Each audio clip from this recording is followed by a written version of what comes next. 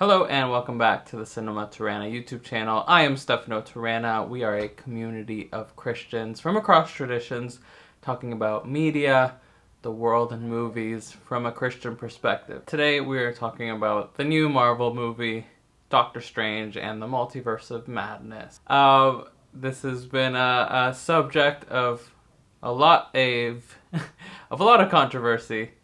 And we're going to talk about it. I think it's for good reason. This movie is very suspect. Just to do a quick, spoiler-free section. I don't know if that's relevant to anybody. I don't think anybody should be watching this anyways. If you're a Christian, this movie is going to rub you the wrong way in a lot of ways. There's a lot of spiritual aspects. You know, sorcery, witchcraft, which is kind of to be expected from Doctor Strange, but then there's stuff like astral projection, demon possession, exorcisms. At one point, a character possesses a dead body and then gets attacked by demons or souls from hell. So, this is not a spiritually edifying movie. I think this is going to be an interesting discussion to see on the effects that this type of media has on the world. So, spoiler-free section is I don't recommend it. It's, you can have your own personal convictions about it. I'm not going to tell you one way or another. But yeah, I don't think it's the most edifying movie in the world. Now, I'm going to address some major points about this movie. Typically what I'd do is I'd go through the good stuff about a movie, the kind of questionable things in the movie, and then onto stuff that I think people should be warned about. But here, I would say there's no good things. Yeah, I think that's fair enough. As Christians, we, with stuff like this, we eat the meat, spit out the bones. Typically we do that with all media. We have to be smart, hold things to the biblical standard. But here, I don't think any of it makes it. So unfortunately, especially for a movie this big, we're just going to go step by step from maybe least important bad thing to the most problematic bad thing. So we can start with the actual filmmaking of this movie. This film is directed by Sam Raimi. Sam Raimi is responsible for the first Spider-Man trilogy. He really made his name with low-budget horror movies, and that influence is definitely here in this movie. Horror movies aren't necessarily a bad thing. It depends on their subject matter. It depends on the way they portray violence. We don't want to be watching anything that glorifies evil. The portrayal of evil isn't necessarily a bad thing, but, we don't want to be glorifying evil actions and deeds with what we watch. So horror movies are complicated. But in terms of the filmmaking of this movie, there's Sam Raimi's talent definitely it is shown off. He's a very technically good director, but this movie just falls short in terms of things like internal logic of the narrative. There's a lot of things that don't really make sense if you start to think about them too much. There's a lot of lines that are just really cheesy. A lot of characters that aren't really fleshed out. Yeah, I think it's definitely a lower tier Marvel movie. And it's not even redeemed from a filmmaking art perspective. Yeah, unfortunately, I can't even recommend it on that level. Going on to another aspect of this movie that is problematic, it's gonna be the politics of this film. Recently, a internal meeting video type thing was leaked from Disney Studios in which they outlined their plans to I don't even know what to call it. It's like indoctrinating children into the progressive woke agenda. This includes things like the LGBT community and representation in films, and a further push to have that in all Disney movies coming out now, and it's pretty diametrically opposed to the Christian moral worldview, and the fact that this is specifically targeted towards children is just disheartening, and should be a real encouragement to parents to get to your kids first, to tell them about the truth of what we believe, and give them a good way of discerning their way through this type of media. If not, even blocking out, some Disney movies based on their content until they're ready to discern and understand what's true and not true. So the way that this affects this particular movie is by the character America Chavez. America Chavez is this young Latina character who is capable of going across the multiverse and punching her way through dimensions. She's kind of an incredibly poorly written character. She's incredibly one-dimensional. I think you could have replaced her whole character with an inanimate object, and it wouldn't even have made a difference, unfortunately. This is, like, the symbolism around her is that she wears the stars and the stripes of the United States.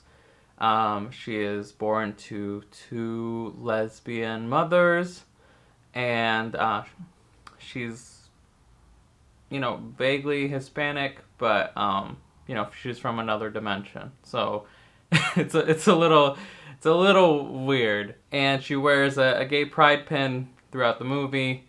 And this is clearly Disney promoting this message that this is what America looks like now. America looks like gay families, gay pride, and young women of color.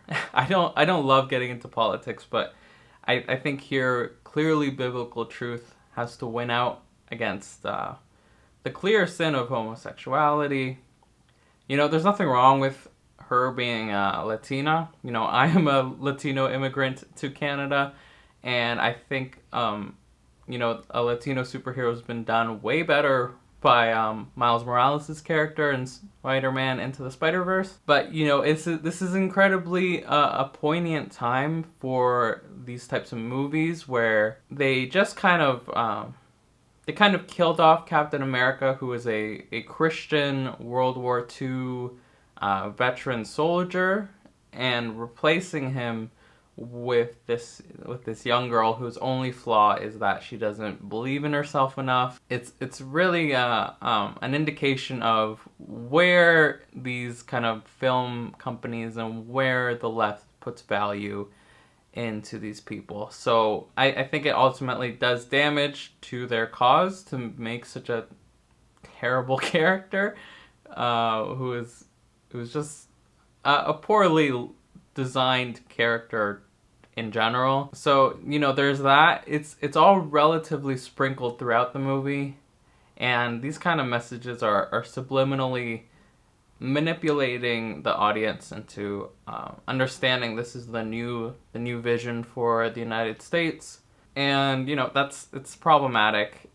I don't think this political discussion in particular rises to the level of our next 2 categories, but yeah, it is important to talk about. So the next category is the spiritual aspect of this film. I knew this wasn't gonna go well based on the opening scene. Doctor Strange is at a wedding, and he turns water to wine, and he's kind of like, oh, funny joke, you know the story, Jesus did this, and I thought maybe, I'm going to give him the benefit of the doubt. I'm going to say, maybe he's trying to identify himself with goodness, with like a good character, with, identify himself with some kind of, like Jesus, our Savior. But it's quickly undermined by the rest of this movie. I can't even believe what I saw. Basically, what the movie deals in really intense demonic imagery. It does everything short of of pretty much showing a pentagram. Like, there is like ram's heads, which is a very typically satanic image. There's all these things that kind of look like pentagrams, and then the last third of this movie is just so dark. It is so dark. Here we can talk about the character of the Scarlet Witch. So the Scarlet Witch in this movie is a kind of like a demon that possesses Wanda Maximoff. That's like foretold in this anti-Bible, like this like evil book. And this is like the kind of stuff that made WandaVision just like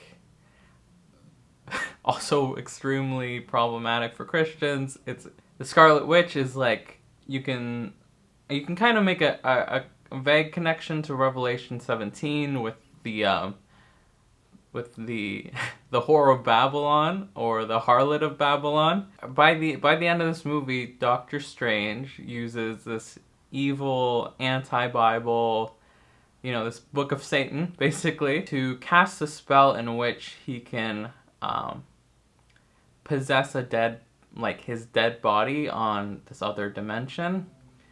And as a result, he gets attacked by literally what the movie calls souls from hell, because he's broken like this eternal code, but then he like uses the souls from hell to defeat this witch. And that's just like I can't believe I'm saying that. Like that's so dark and just messed up. It's I had problems with the recent Moon Knight series as well because of its spiritual aspect, but this makes that show look like Teletubbies. Like I don't know what else to say. And now let's go to what I'll call the secret meaning of this film. And you might say, Stefano, you're overreacting. This is clearly it's clearly a fantasy. It's not a real movie. Like, it's not based on real life. What they're doing isn't actually witchcraft because it's a movie. It's movie magic. Get over it. Look at the symbolic meaning of this film. And to that, I say there isn't even redeeming themes in this movie. There isn't even the most basic aspects of true heroism in this superhero movie. All the people that you might identify with true heroism get horribly murdered. And Doctor Strange, his character is ruined. In the previous movie, it was directed by Christian Scott Derrickson, I believe. It's a little bit still questionable because you're dealing with this spiritual reality, which which within the context, it makes sense because it is a fantasy world. But here it's just like here's the problem. Here's the problem. Doctor Strange, our hero, defeats the evil witch by using an Book of Satan, compromising himself, and not doing the right thing. And that's how he wins. Like, what else is there to say about that? And then at the end, we have the imagery of the third eye. So, the third eye is like a very typical symbolic thing across cultures. It represents the eye of enlightenment. So, like when you become spiritually enlightened, your third eye opens up. And that's what happens to Doctor Strange. So he uses this book, he kind of partakes of the knowledge of good and evil. His eyes opened up, and it's like the exact opposite of what we want as Christians. It's the fall of Adam in a movie, and then at the end he kind of doesn't really suffer consequences There's even a post-credit scene where, you know, he's off to his next adventure. So he's off to his next adventure with another daughter of a demon. And that's the movie. And that's how the movie ends. And those are the themes that, you know, you start off good. And in order to get the job done, you have to make a deal with the devil. So feel free to disagree with me. I'm open to it in the comments. You know, that's what the comments are for. But I really don't see any redemptive themes in this film. Like, I don't even know what to say. Not to mention, there's like the witch grabs the child and puts her on a stone table and tries to like extract her power from her as like a ritual sacrifice.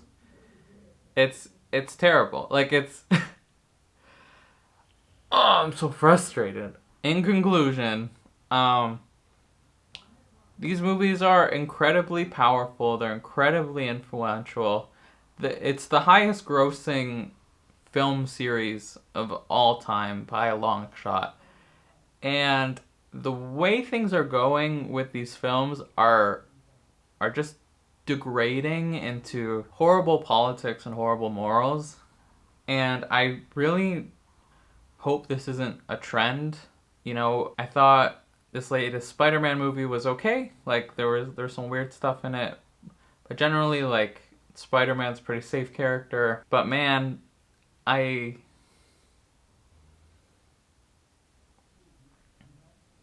really think these films are problematic. You know, they started with Iron Man, who is a flawed man who's just trying to repent for his sins of perpetuating violence in the world.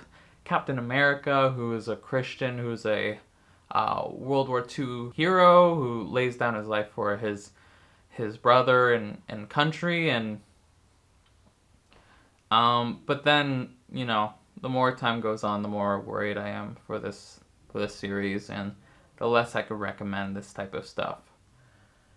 So I would love to hear some pushback, or, you know, or something in the comments. So if you made it this far, you might as well hit the subscribe button. We're trying to get more subscribers than Joel Osteen. I think that's a no-brainer. I think, yeah, between the options, I think that makes sense. I'm still flustered. I've been thinking about this movie for a day now. I'm all done. So yeah, I hope this video is gonna help, and God bless, and thank you for watching.